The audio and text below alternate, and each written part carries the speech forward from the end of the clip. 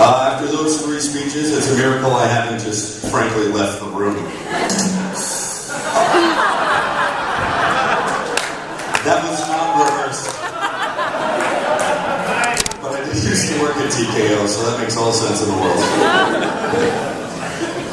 Rick, I appreciate you saying that we saved the best for last. Thank you. Good evening, everyone. For those of you who may not know me, my name is Matt Majikis. The one member of my fan club is here this evening, as you can tell. Marcus and I were roommates in college. I moved to St. Louis from Boston in 2003. After high school, embarking on the ever-cliched journey of life. During my time at Webster, I became well known for a few things. My deep voice, my unnatural amounts of arm hair, and my inability to circumlocute. Yeah, I've been reading the dictionary.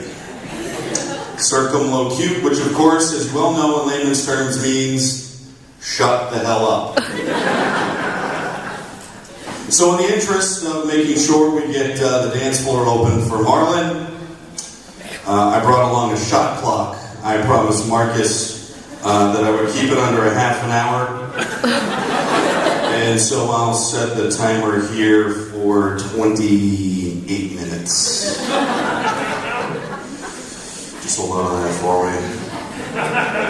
Intermission, you can grab a drink. No, I'm just kidding. I will never forget back in 2003 when I received my college roommate itinerary from Webster University. Nervous and excited, I decided to leave my family and my girlfriend, who's now my wife. She sits right here in the red. Thank you.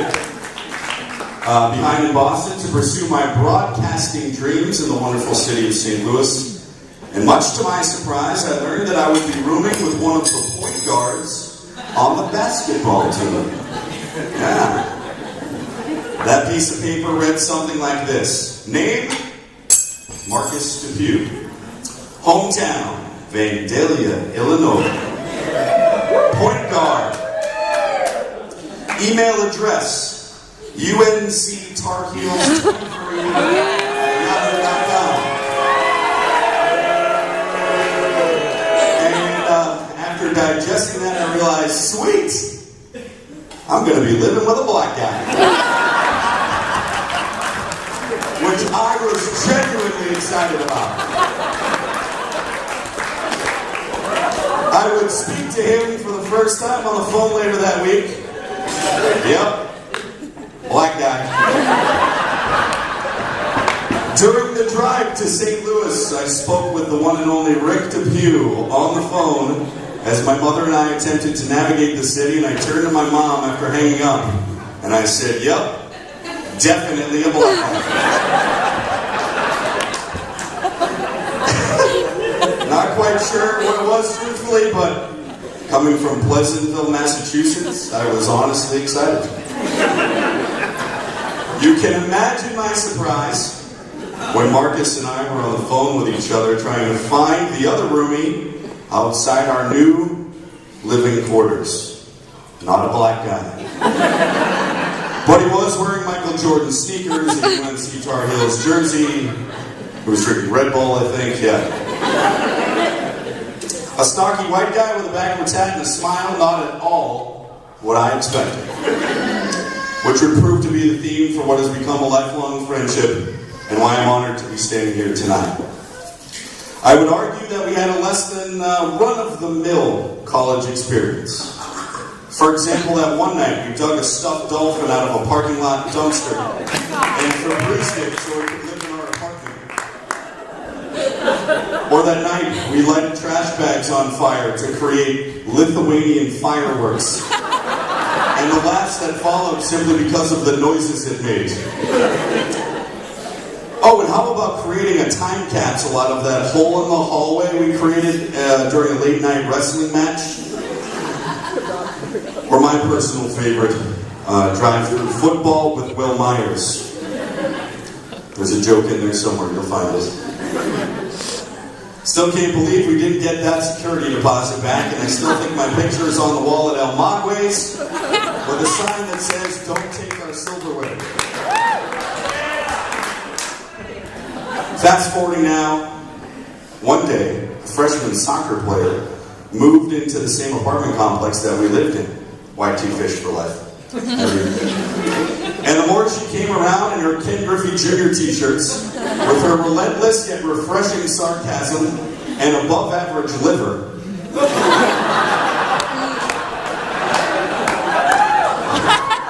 more I expected Marcus and Abby to become an idol. And when they finally did, it was obvious to me what to expect. Life is full of expectations, realistic or unrealistic. Setting a healthy expectation level for yourself is something I firmly believe in. Well, today confirms the most realistic expectation I think I've ever had in my friendship with Marcus. I just lost my place. That one day, he would be sitting next to this girl, right here. And that they would be declaring their love for each other in front of all of you. So here's what I expect from today forward. I expect that Marcus and Abby will continue to be a wonderful example of the importance of a good sense of humor. A wonderful example of what it means to be patient and kind. A wonderful example of what it means to love one another unconditionally. And most importantly, to quote the author Matthew Kelly, that we can all do as individuals, all we can do as individuals. That's my time right now. It's okay. I'll cut it off. I got 2 sentences left. Is that good? That was the punchline, too. That all we can do as individuals is become better versions of ourselves, which is a lot easier to do together. So at this point, I expect everyone to please raise your glasses to Marcus and Abby, who we no longer expect to be in love, but who we now know will be in love forever. Cheers.